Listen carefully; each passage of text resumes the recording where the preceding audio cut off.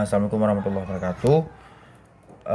Jadi saya akan menjelaskan tentang informasi terkait dengan status emosional dan tingkat penyesuaian itu dapat berguna setidaknya pada 3 situasi.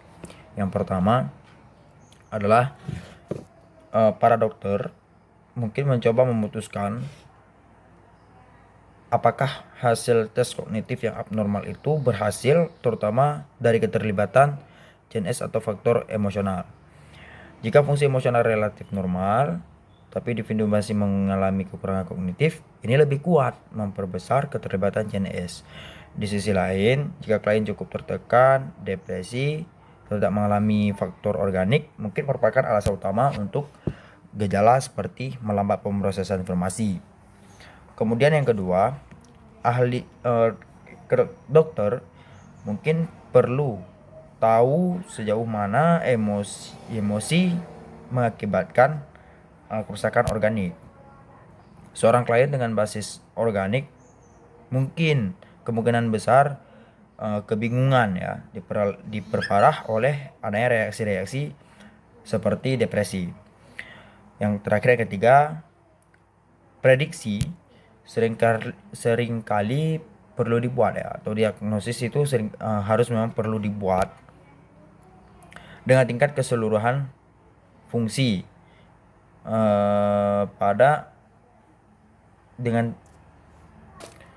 yang ketiga, prediksi seringkali perlu dibuat atau diagnosis itu perlu dibuat terkait dengan tingkat fungsi seseorang secara keseluruhan, fungsi emosionalnya ya, status emosional dan tingkat penyesuaiannya secara keseluruhan.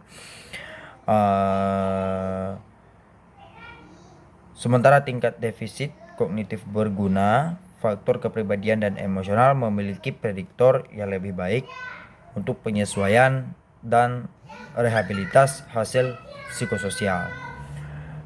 Demikian dari saya, terima kasih. Assalamualaikum warahmatullahi wabarakatuh. Perkenalkan, nama saya Auna Miftah Khaira dengan NIM 1906200004. Nah, di sini saya akan menjelaskan tentang MMPI atau MMPI 2 dan gangguan psikoneurologis. Gangguan psikoneurologis adalah sebuah penyakit yang menyerang pada bagian saraf seperti otak, saraf tulang belakang, dan saraf tepi yang dapat mengubah perilaku dan fungsi kognitif. Selanjutnya ada kemungkinan para MMPI atau MMPI 2 di antara gangguan psikoneurologis adalah untuk membedakan antara orang-orang yang mengalami gangguan mental dan organik dan non-organik, serta memberikan informasi yang berkaitan dengan orang-orang yang mengalami keluhan gangguan mental organik yang diketahuinya.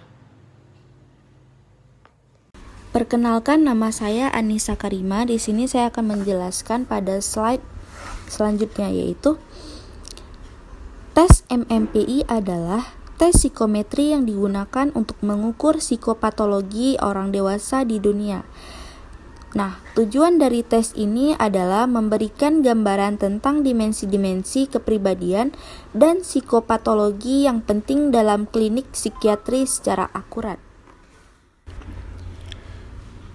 MMPI atau MMPI 2 dan gangguan neurologis.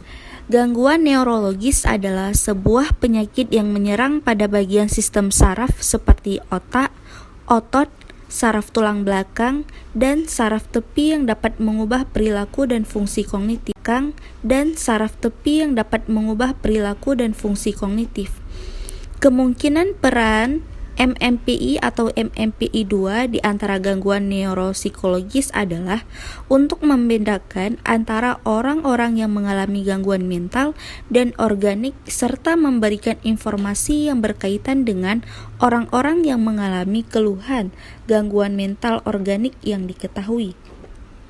Selanjutnya, pada MMPI atau MMPI 2 lebih cenderung memiliki gejala berdasarkan gangguan somofrom dibandingkan dengan faktor organik, di mana hipotesis ini semakin diperkuat jika catatan medis menunjukkan bahwa klien secara khas menghasilkan gejala yang sama ketika sedang stres.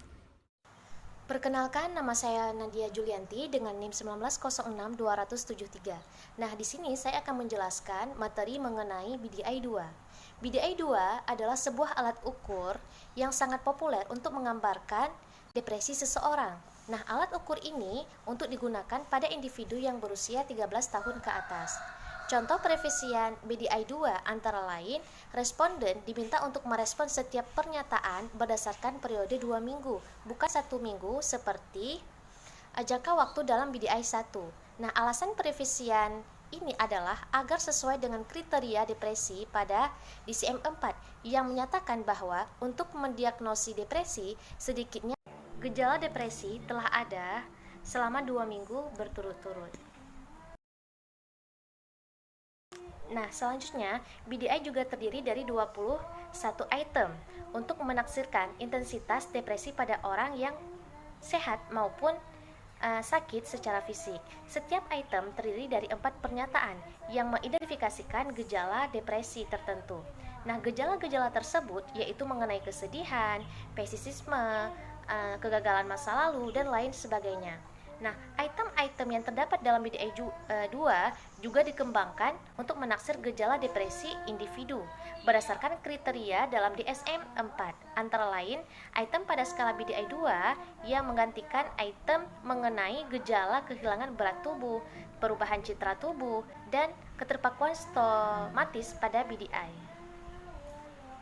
Nah, Big, Steer, dan Brown pada tahun 1996 pernah membuat sebuah penelitian yaitu menguji item-item pada alat ukur BDI-1 dan BDI-2 terhadap 500 orang responden dengan masalah klinis. Kemudian membandingkan karakteristik kurva dari pilihan item tersebut. Nah, hasil penelitian ini menunjukkan bahwa meningkatnya sensitivitas klinis pada alat ukur baru yaitu BDI-2 dengan reliabilitas atau koefisien alfa 0,92. Nah, sedangkan pada BDI-1 dengan koefisien alfa 0,86. Sekian, mungkin hanya ini yang dapat saya sampaikan. Lebih dan kurang kami mohon maaf. Assalamualaikum warahmatullahi wabarakatuh.